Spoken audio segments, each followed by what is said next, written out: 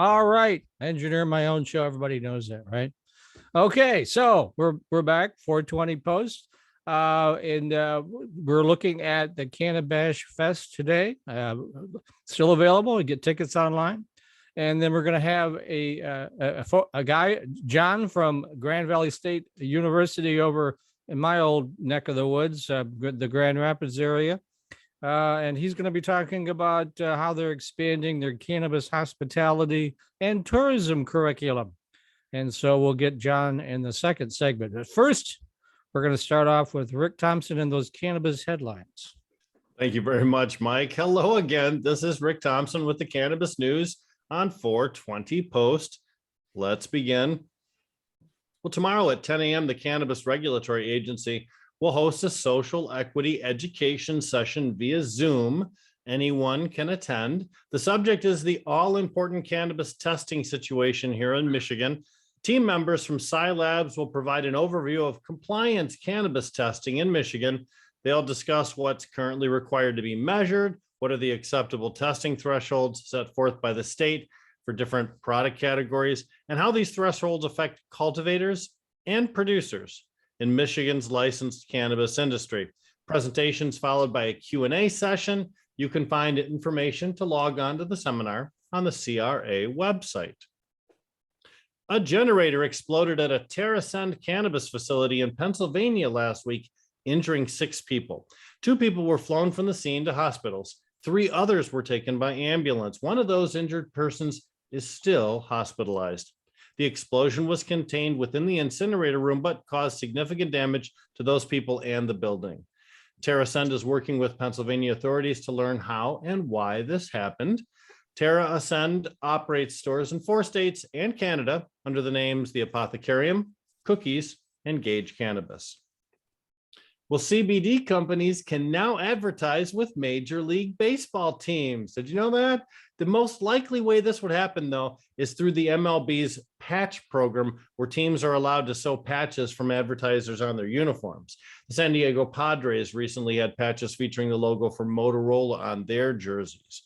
And just a reminder, 2019, the MLB removed cannabis from their list of abused drugs, but in 2020 said players could still be disciplined if they were under the influence of cannabis during practices or in games. Now, there are 3 barriers that still exist for CBD companies looking to pair with baseball teams. You have to achieve NFT accreditation for having THC products, which currently no CBD company has achieved. They'd also have to receive the approval of the Commissioner of Baseball, and they'd have to be able to afford the sponsorship, which seems like a long shot for most CBD companies. And the United Nations issued the latest version of their World Drug Use Report, and they had some things to say about cannabis. Here are some of the not at all shocking takeaways from the report. Legalizing cannabis creates more cannabis users. The pandemic lockdown also created more cannabis users. THC extraction technology is creating stronger and more potent varieties of cannabis. Cocaine production is at an all-time high. Opioid deaths in the US are at an all-time high, and more people with psychiatric issues are using cannabis. Well, there you go. Not at all surprising. Now, the UN tried to connect cannabis use to a greater incidence of suicide and mental health issues, but the study agrees adult cannabis use has doubled in the US since 2008, which means twice as many people using cannabis means twice as many people with healthcare issues are using cannabis as well. Prohibitionists are gonna prohibit.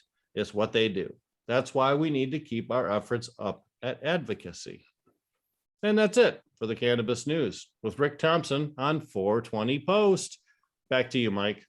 Thanks, Rick. Great job as always. Jamie Cooper is off this week. I think she's going to Texas to visit family, but we still have Dan Sparrow. I have no idea what he's going to be reviewing today, but I'm sure it'll be interesting. Good afternoon, everybody. Today we're going to be doing Great Lakes Holistics, or you may know it as GLH. They just recently acquired the Redbud here in Muskegon, and I've been there several times now. Michael Brent is one of the head guys there running that, a great guy and a good friend. Logan actually was my bud tender and answered a bunch of amazing questions for me because the prices are so good that the reason they can do that is they don't really advertise. They don't do weed maps. They don't have an online system. So you got to go to the store and you got to check them out. Very caregiver centric. They don't carry a lot of the big corporate brands, out of state guys. So I was happy to see that. They carry some pre-rolls from Glorious Cannabis, the infused ones. Schedule 1, Dragonfly, Trap House. I got this little bad boy here, and this is from Peninsula Farms. Peninsula Gardens is actually on this too, but this is a Runts 1 gram pre-roll. I don't know what I paid for these, but their pre-rolls range anywhere from $2 to $5. Inside that area, you're going to find about 25 to 40 different flavors that you might enjoy. Some edibles they've carried. I see they had a MKX, Tree Town, Wild, Mitten, True North, Funky Extracts. Those are all companies that I've reviewed, except the Funky Extracts. They have $3 grams, $50 ounces. They have $5 grams, $75 ounces, and then they have, obviously some higher tier stuff, but everything in there is very affordable. They carry Crude Boys, Double Bear, Drip, MKX carts, all 510. I did talk to them about some pod systems, and it looks like they'll be getting Steezy in very soon. Concentrate companies, waxes, batters, butters, shatters, Loco, Fuego, Earl King, Trap House, Kinship. They also have some house stuff. They have what they call a baller bucket, 10 grams of dabbables for $80. So that's something to check out. And then, these here are these Dragonfly Vegas.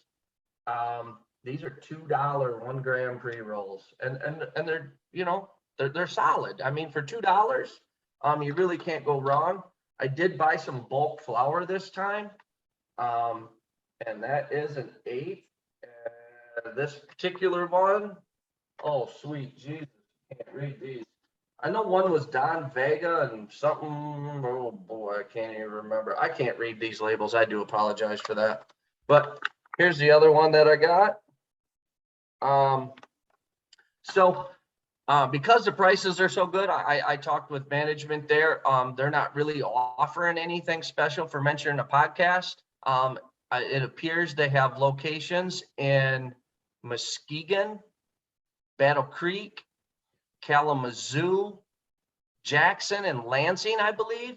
And that was just trying to do some research on the internet. But I definitely recommend GLH for somebody that's looking to save a couple of bucks. Great people, nice store. Obviously, they just took over a Redbud store, so I haven't been in a GLH that they've built out on their own, but a great store, good selection. I also did meet some folks from Ripple, and they did give me a sample. I don't have it here with me, but Jerry from Ripple, I'm looking forward to reviewing them on the podcast very soon. On to just one little snippet for Cannabis. Now through July 4th, the general admission tickets are buy one, get one free. So Whoa. we're in the last little push, just trying to get rid of these last few tickets. So we'd love to see everybody out there. Speaking of Cannabis Fest, now, any of these companies that you've reviewed over the past few months, will they be offering their product, shall we say, at Cannabis Fest? You're going to find a ton of the brands that I've reviewed at Cannabis Fest. I believe we're close to 50 brands that will be there. So it's really hard not to have some of them, but for lack of knowing and having the list right in front of me and showing preferential to any of them, there's going to be a ton of brands there that I've reviewed, and we have a lot of respect for all those folks. So I'm just not going to give anybody any special accreditation on that. All righty. Well, I'd like you to interview. Well, you will introduce. It's one of those days where I've been up since 6 already working. So introduce our next guest, who's going to talk more about Cannabis Fest. Yeah, I have the pleasure of introducing my wife, my partner, and the brainchild behind Cannabis. Just a little heads up, the first 5 people that email me at dan@hatchaplanmi.com will each receive 2 free wristbands. So Whoa. we're going to give away 10 of them on the show today. So the first 5 people to email me at dan@hatchaplanmi.com will receive 2 general admission wristbands. So I think that's something for John Liverford, our second guest. He should get on that right away. Get one of them wristbands, right? So, okay. absolutely. This is going to be something that I don't believe has been attempted yet in the state of Michigan at this level. So we're super happy to have been part of this, and that all these brands have trusted us and are allowing us to do this with them. But back to what I was going to do, I would like to introduce my wife, Connie Maxim Sparrow. She's going to tell you a little bit more about Cannabis. Hey everybody, thanks for having me. Disregard the puppy squeaker in the background. Our puppy is underneath my desk and he's chewing on things that are good for him, not bad for him right now. So I'm just happy for that. I'm super excited about Cannabis. As we look at hospitality and tourism as its cross-section into cannabis, we've been in this industry for 6 or so years now. Tourism is becoming a huge piece to cannabis in the state of Michigan, and it does not surprise me, as tourism is already an economic driver here in Michigan. It only makes sense. And so Cannabis is really trying to highlight that. We really did some very specific ways to partner with people, looking to get the East Side and the UP involved here locally in Muskegon, and it's working. So what's really cool about that is we're really trying to bring the industry together in an event. So you guys mentioned all of the brands. There are 53 brands, and they range from Waypoint Processing to Verts to Dragonfly Farms, Tree Towns, High Profile, Kai Cannabis, Pure Options, Lucky's, Cloud Cannabis, Heavyweight Heads, Valor Craft, Great Lakes Holistic, Breeze Canna, the Equity Foundation, 420 Post is also a sponsor, Chief Cannabis, Blazed Gummies, Premier Grow, Stizzy, Viola, The Reef. We have a substantial amount of awesome brands coming. And that was just to name a few. All of the sponsors, all of our brands that will be there are on the website, cannabisfest.com, which is where you can also buy tickets at buy one, get one free right now. We do have a few GA tickets still available. What's cool about Cannabis is that not only is GA getting an experience, but VIP is also getting its own experience. So GA general admission not only gets a national headline act and 14 other musical artists, the headliners, Bone Thugs and Harmony, they also get a smoke lounge. They get a dab bar provided by Rare that is co-hosted by Puffco. You get the chance to win possibly an ounce of weed. Thank you to Valor Craft and Nobo. And it's all for a charitable social equity project. So a portion of the proceeds will go to a social equity project in Muskegon Township, and the Equity Foundation, which I'm the executive director of, is going to be helping facilitate that. So what's cool about it is that all of the brands know that this is a charitable event. They'll be invited back in the fall to do a day of caring of sorts, to come and actually do something in the community, to be able to show that we're good partners with the municipality and the communities that we serve our cannabis to. And it's becoming just a really great representation of bringing an industry together around social equity. And I think it's really important. The other great thing is that we are bringing some money to Hero Project as well through that raffle of the pound of weed and the armed services putter day of. So we have a lot of really, really cool things going on with Cannabis. If you are a VIP wristband holder, which there are only a few of these tickets left, you're going to get 2 catered meals. You're going to get table service dab bars right at your table. You will also get a smoke lounge. You will also get premier seating. You will be out of the elements, and you also get your own private trailered restrooms, not porta-johns. And so what we really tried to do was make sure that the cost of the ticket was affordable, given the fact that gas is so expensive, groceries are so expensive. We wanted to make an event that everybody could attend. And we wanted to give everybody an experience that they deserve. I think that that's key to these events. The economics around the events, we're learning them. And they're a little bit different than other traditional events that you see, like with beer tents and concerts and things like that. And so as we looked at the economics of this event, we really tried very hard to make sure that the attendees did not have to spend a lot of money to have a nice time.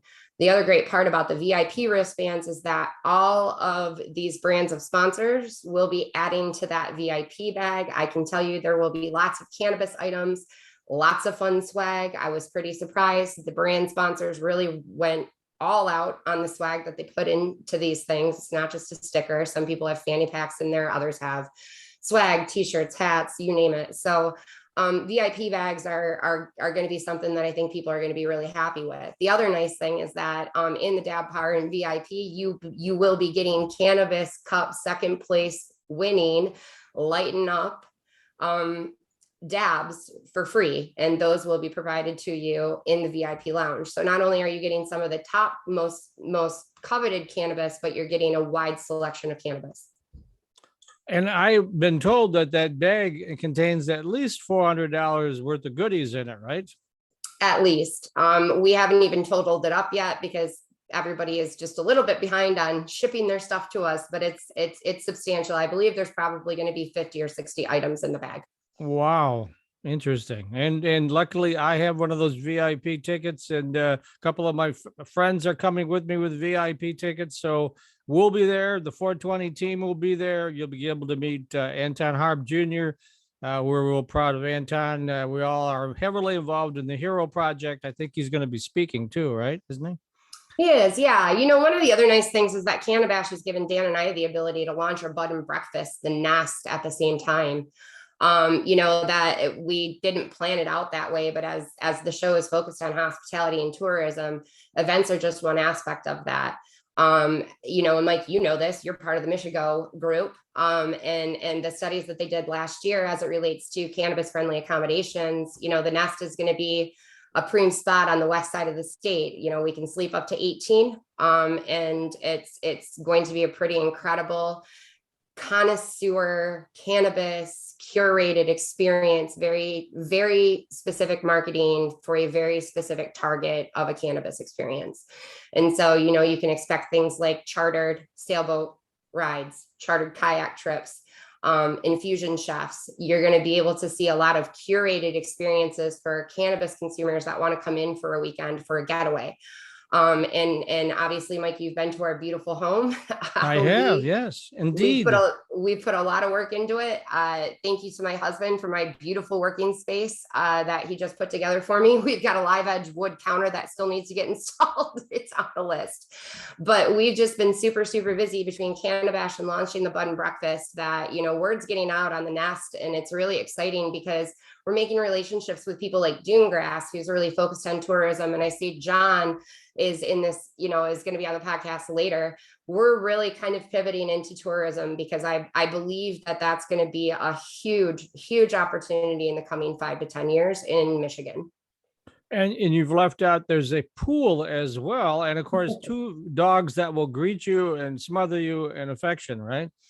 Absolutely. Brady and Marley will definitely be excited to have new guests at the Nest. I think, you know, when Dan and I started talking about the Nest and whether or not we wanted to do it, we toyed with the idea during the pandemic. We'd kind of gone back and forth.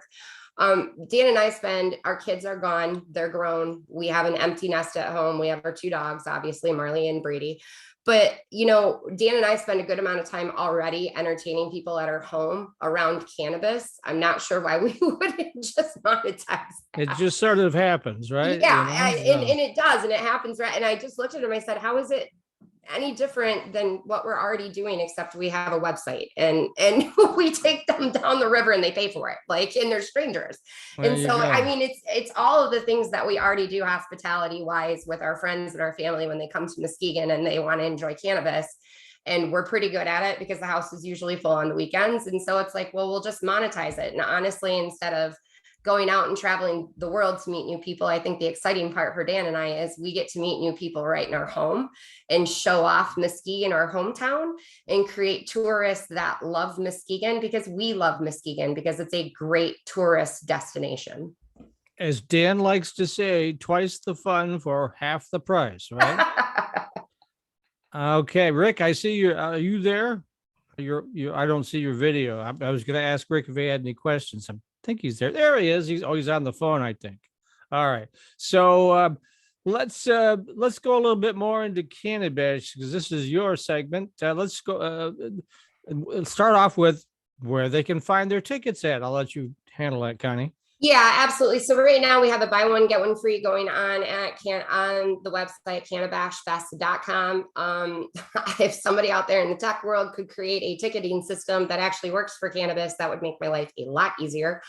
So if you are trying to take advantage of the buy one, get one, you do need to make sure to just check out half the amount of tickets. So only pay the full price. We are real-time live tracking it and we are mailing them as you're buying them.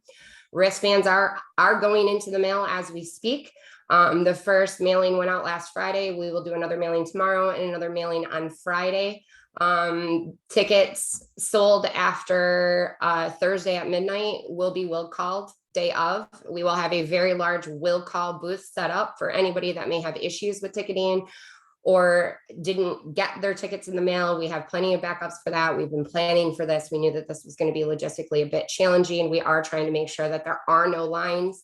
I'm strongly suggesting that people dress for the weather. It is Michigan and it is July and the weather is trending in the high 80s.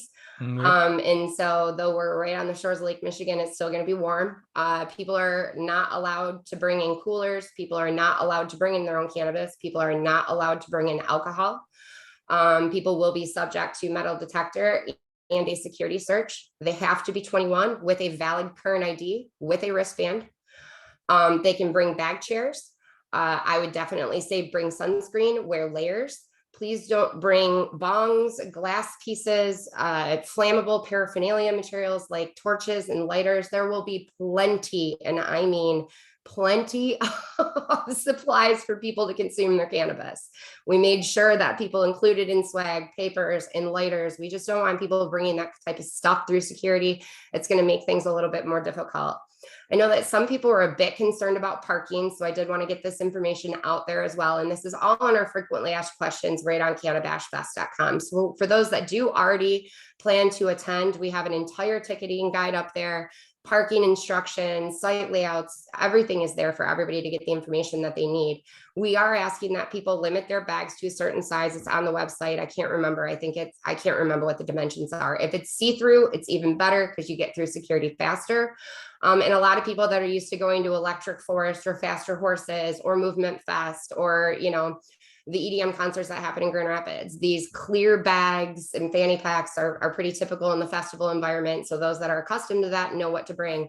I think it's us older people that aren't so hip on the festival attire that need to learn the rules. And so the rules are all posted up there, but please do bring a bag chair. Please do bring sunscreen. Please do bring a water bottle. Please make sure that you're not bringing cannabis items, alcohol items, that you are over 21. We've gotten a lot of questions related to, well, I'm a med card holder. And unfortunately, though this is a licensed MRTMA event, we all know that MRTMA does not honor med cards. And I can't do what the stores that are medically licensed do. So we are not allowed to let in anybody under 21, even if they do have a med card, because we are licensed under the MRTMA adult use laws. Okay. And I think you said I'm going to pick up my wristband at will call or something, right?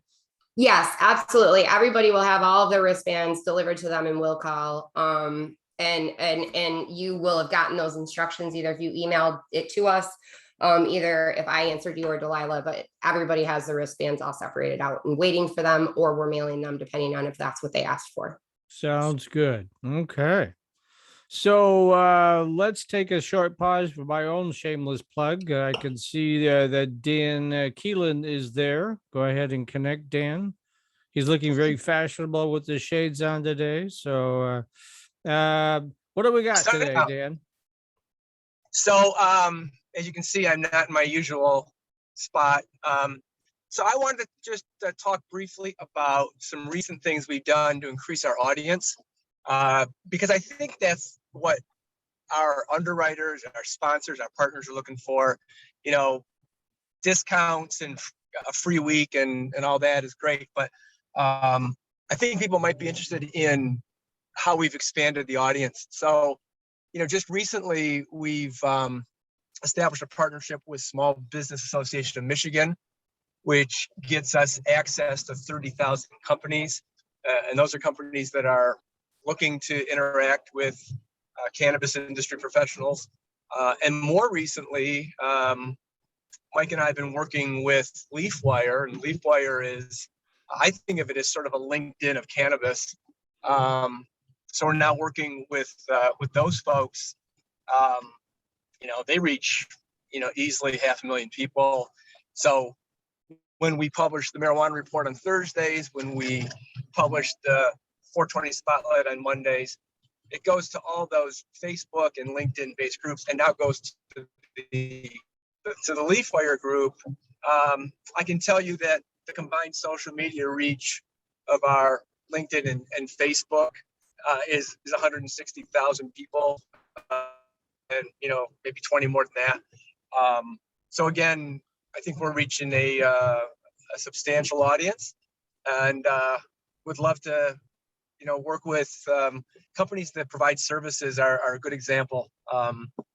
People that want to interact, want to support, are looking for business opportunities with cannabis companies.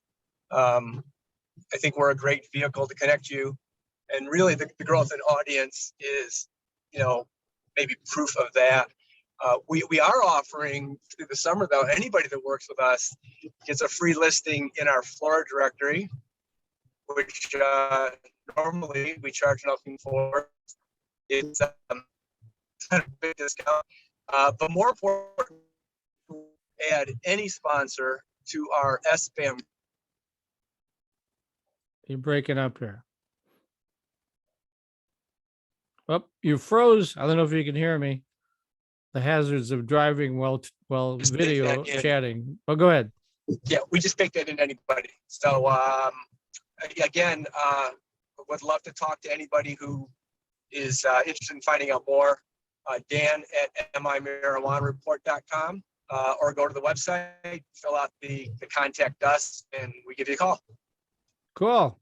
I'll let you go so you don't cause an accident there. So appreciate you jumping on the show.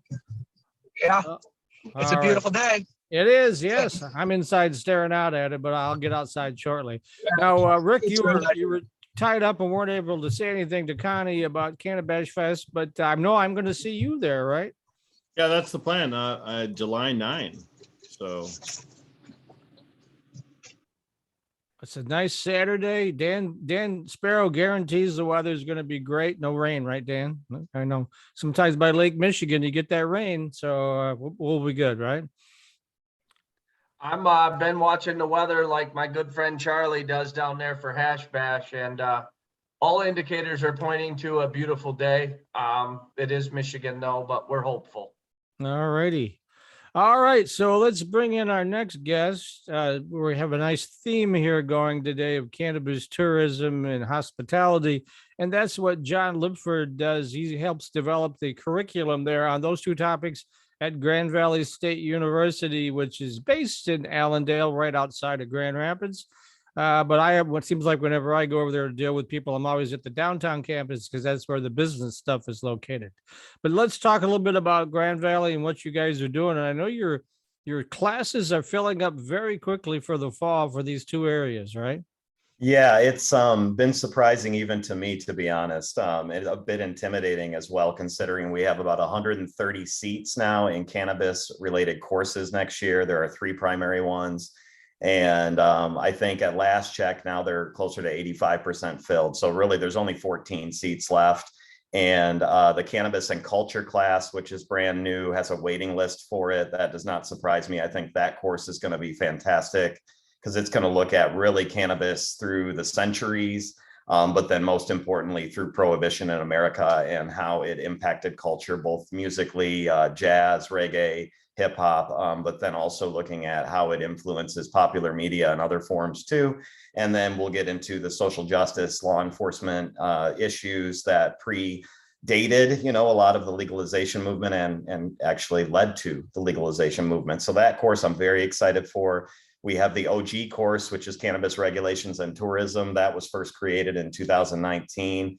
And that was the first cannabis tourism course in the United States here at Grand Valley, which was again, surprising to me. Once that was approved, it was approved following, Michigan making the decision to legalize. And then the newest course, in addition to the culture course, is responsible cannabis operations. So that's going to be looking essentially at drafting responsible operations plans pursuant to MRTMA. And as Connie was talking about, giving those disclaimers right before people come to the event, don't bring this, be advised of this, just trying to get students and whoever is interested in learning more a bit more up to speed with the regulations and these hospitality infusions as we see them coming on. So thanks so much for having me.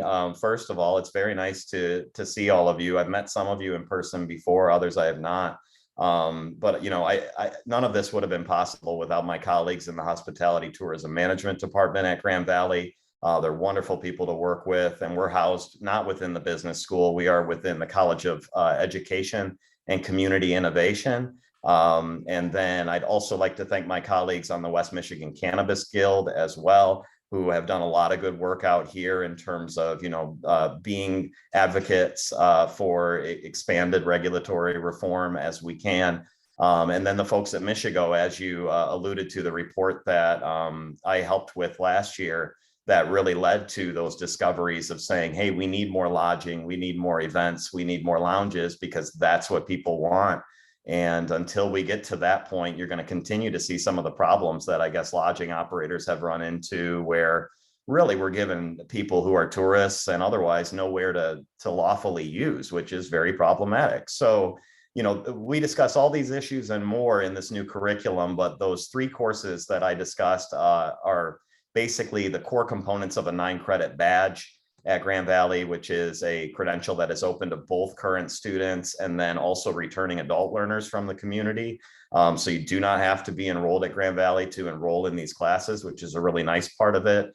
They are all going to be offered online asynchronously, meaning that I will be creating modules that students will work through, and they'll open up, let's say, on a Monday. And then they have, the stuff to review, work to do, and then deliverables due by Sunday. So it will kind of go like that. But be much more available for people who, let's say, have families, have jobs, have other commitments. I hear all of you are very busy, and yeah, that's what I found with all of this, is it keeps one very busy. So those will all be offered online. And then we now also have it's a stackable credentialing, meaning there will be then, after the badge, if someone wants to pursue it a bit further, they can get a 15-credit certificate.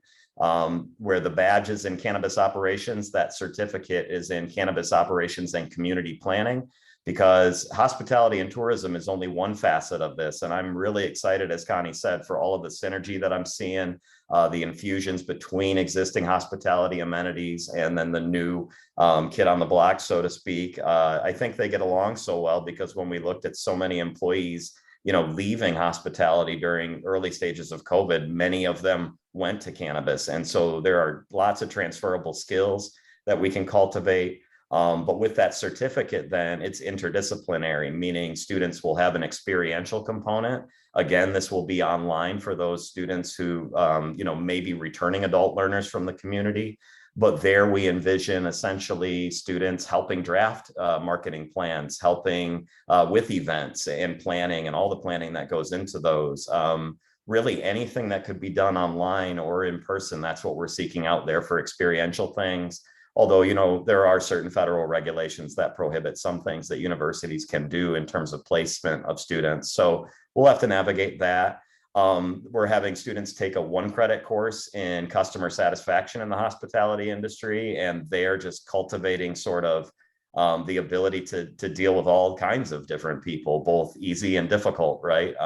It's been more of the latter during the last few years. And so how do we navigate that? And then the interdisciplinary component comes from basically they'll take those core courses, but then, as I said, hospitality tourism is one facet. So students can then choose from electives in criminal justice. They could take a 3-credit course in Introduction to Criminal Justice. They could take Intro to Social Work and Social Welfare, Introduction to Urban and Regional Planning, and then Sociology of Drug Use and Abuse. So then, no matter where their passion leads them, we're hoping that they'll be able to see how this is all really interrelated when we look at this plan and how it touches all different segments of society.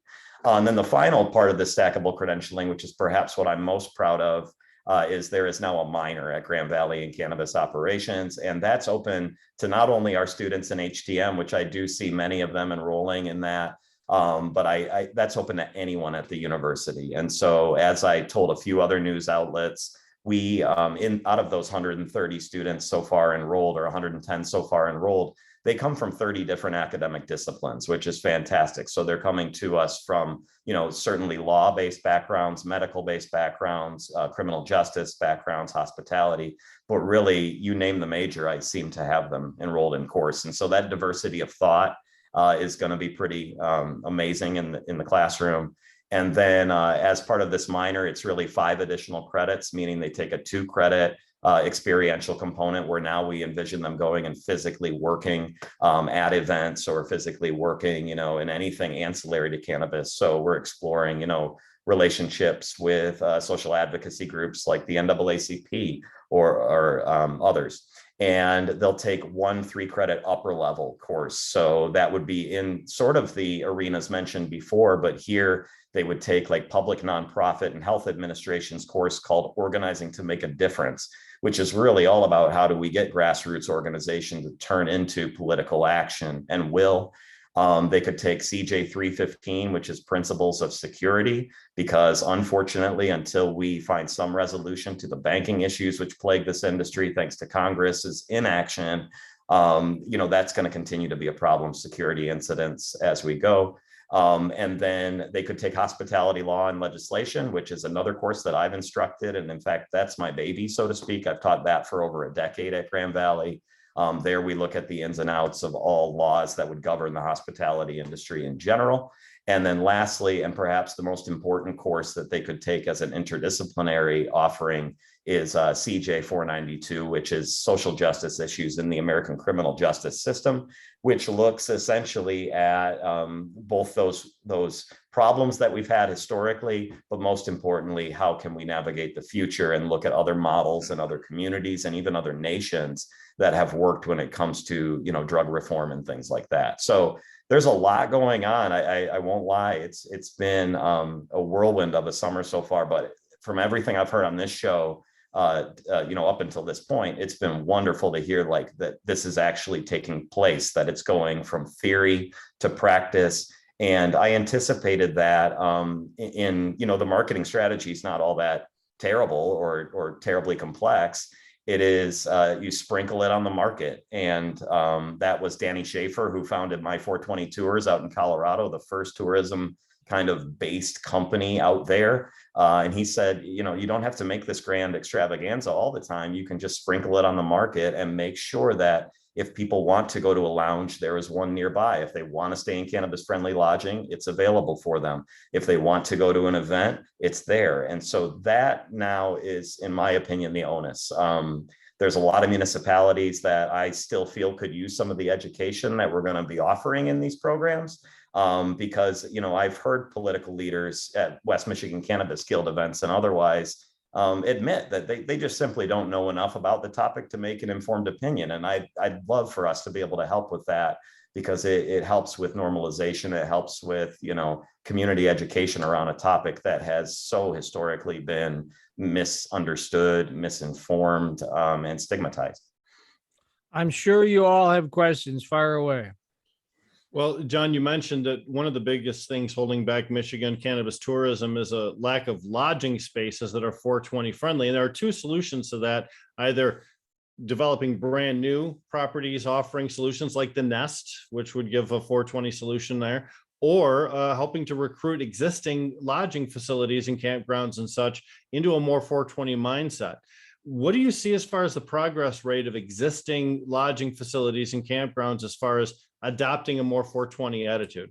It has not been as welcoming as we would like. I'll put it that way. And they're navigating a difficult space here, right? Because number one, that survey we did with Muskegon essentially indicated that still the preferred method of use is flower.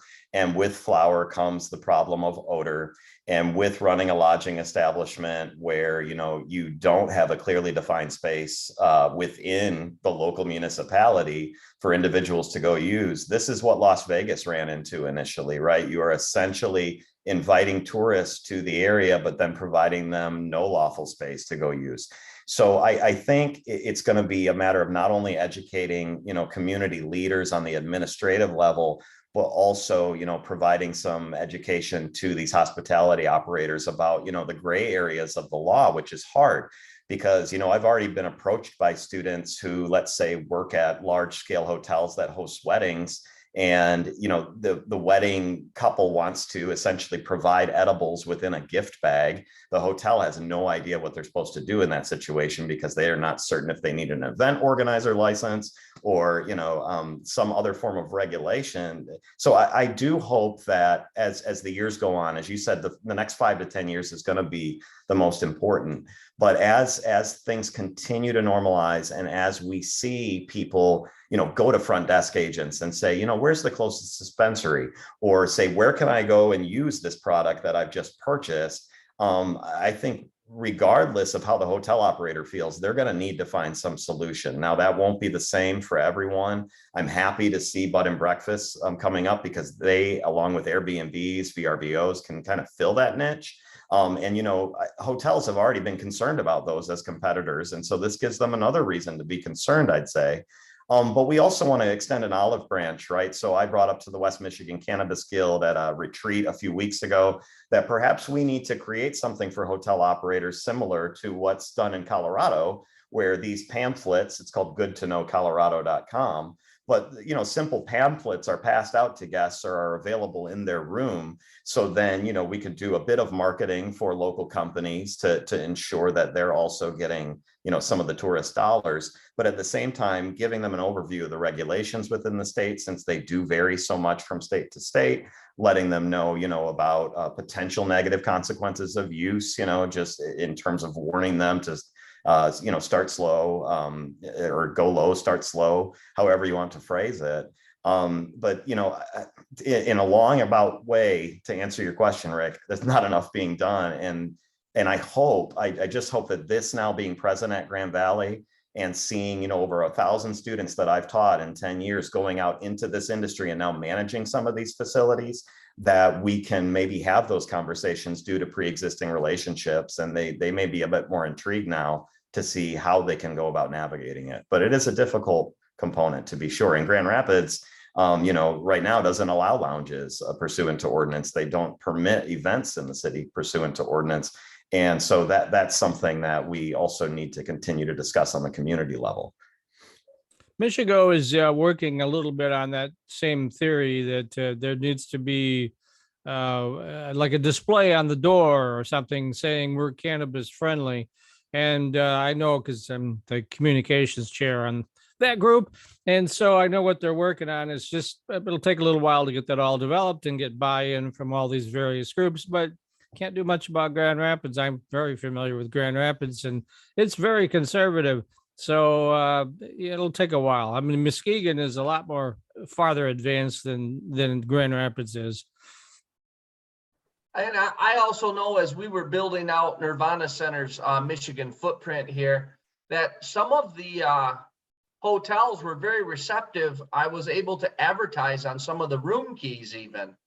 But the bigger outfits, they're just still not there yet. It's no different than, a local credit union versus a PNC.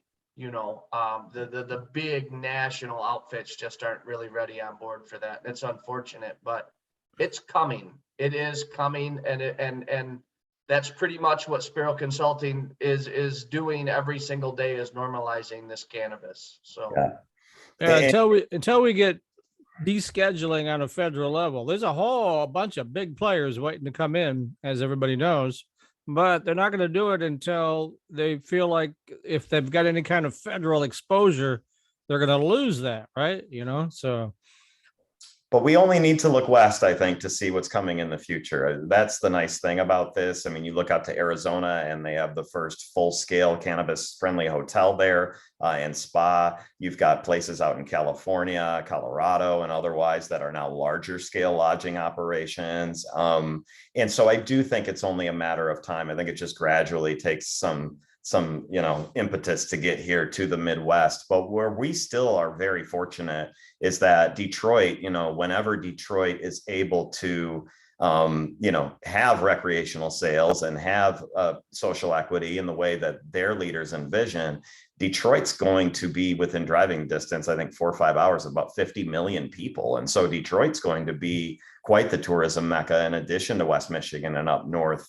But it's been unfortunate to see, how long that process has taken. But I do commend them in terms of their insistence that we do have to give back to those communities that were the most disproportionately impacted here. So that's a whole nother animal, though. Rick or Connie, do you have questions? I do. So how do I get my hands on some of these students for some hands-on opportunities? I'm not that far from Grand Valley. I was a Grand Valley student for many, many years. I would love to be able to help them maybe get some hands-on experience with the Nest. We have a lot of really cool things happening. And I think that there's a lot of plug and play, kind of more practical experience that the students could probably garner, even from just staying with us for a weekend to see what we're doing, how we do it, how we market, and know that Sparrow, myself specifically, I am definitely here to help the students as best you can. That's all I do is write business plans and talk about responsible operations with our clients, and somebody brought something up as it relates to the VRBO and Airbnb kind of infilling for this cannabis accommodations. And I'm just always hesitant in those situations because I don't want to see gentrification happening like we see in Traverse City's housing market. So, I always see that, and I hope that you guys are speaking to some of that as well. We are. And to your first question there, I would just say, following today, shoot me an email, and then I'm just compiling a list of people who have reached out to me, which the list seems to be getting longer by the week. What's been the best part about it is Grand Valley alumni reaching out to me who are out there doing things in this realm, who are saying, we are so thankful and grateful that this exists now. How can we help you? And so, for the last few years, when I was the only one doing this at Grand Valley, without much industry involvement at all, it was a lonely space. I'll say that, right? So now that this has come out and it will be offered first in the fall, and all of next year, and then the foreseeable future, I'm really looking for those synergies across our communities and the industry. And as we can place students, we will, because that's my main goal, is that if they want to go into the industry, more power to them, and let's prepare them for it. But on the same token, if they don't want to go into the industry, it likely will impact their day-to-day lives, whether they are, doing it in a professional capacity, training front desk agents, for example, on how to deal with customers who are asking questions about cannabis or maybe have consumed too much cannabis.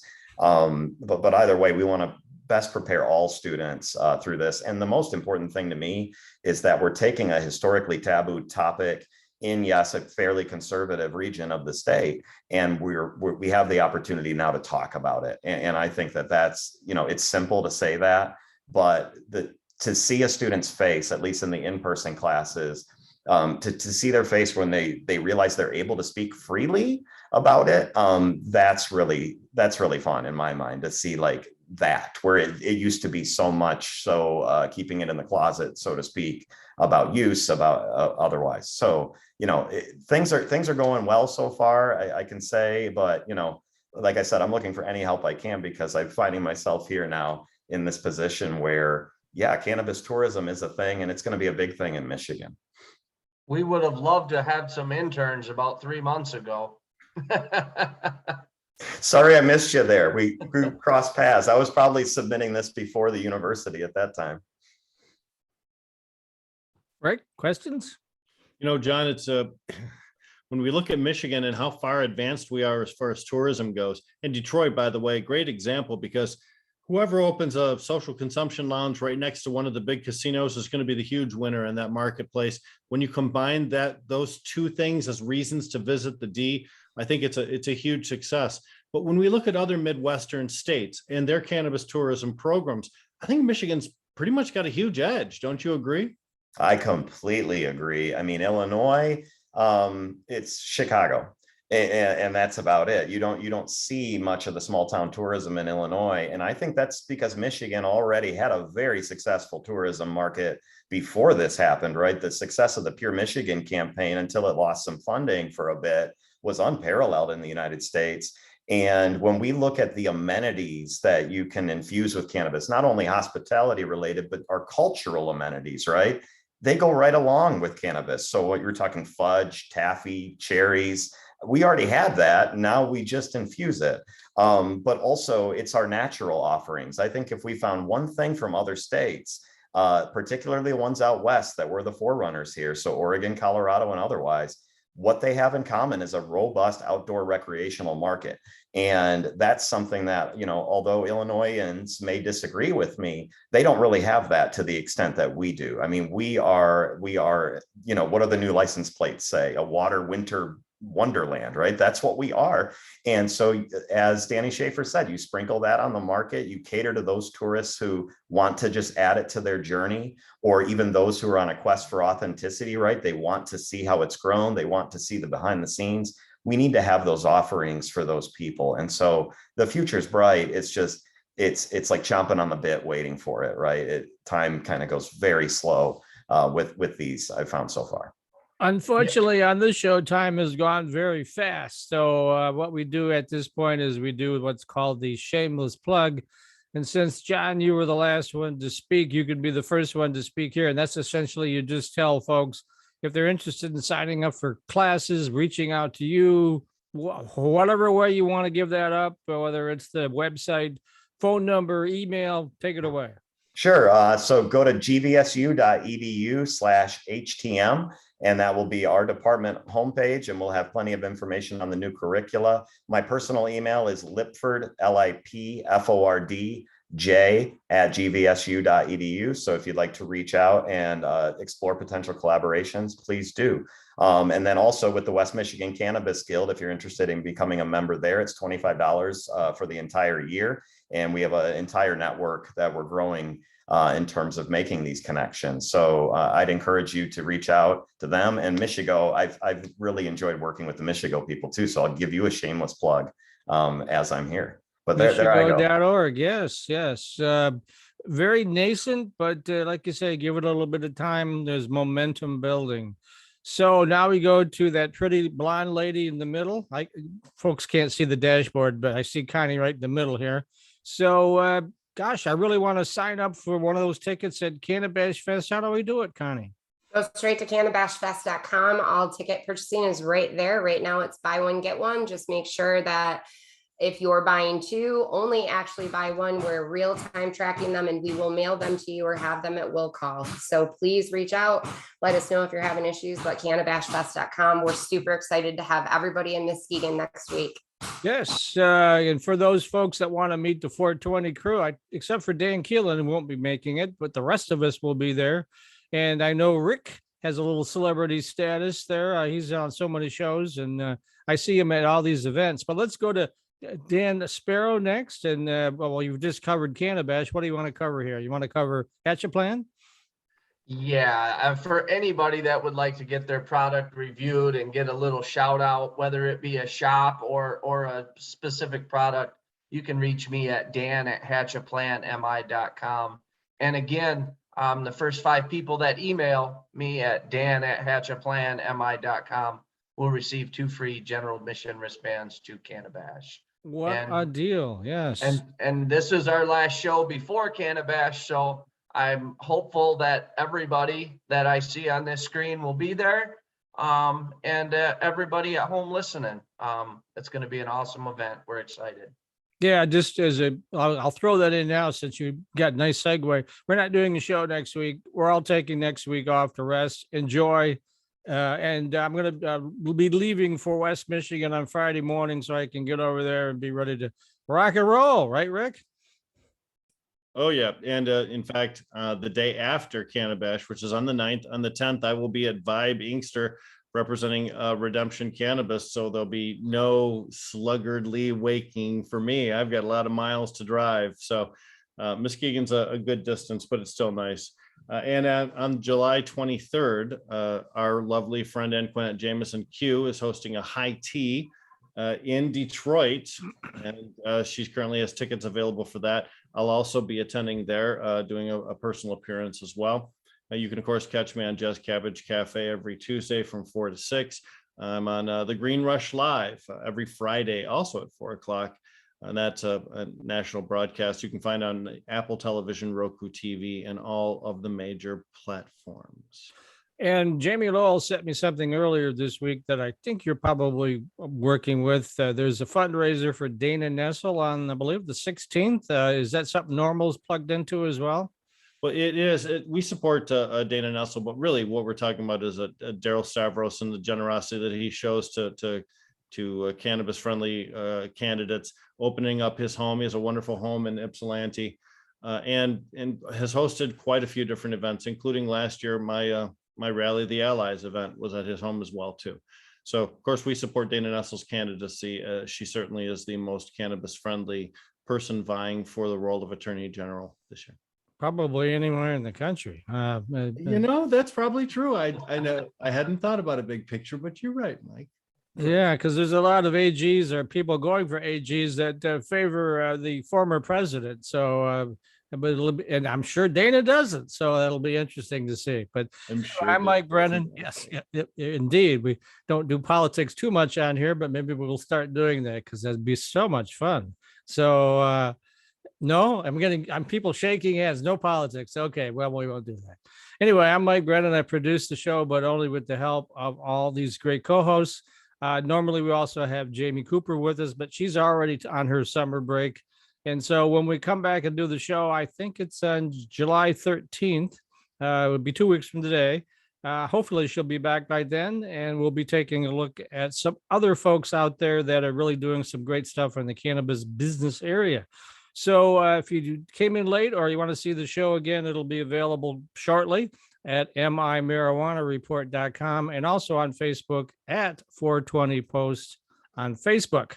So that's it. So like I said, with no show next week, we're all taking a break. Hope you take a break too. And hopefully see a lot of you at Cannabis Fest in Muskegon on Saturday, July 9th.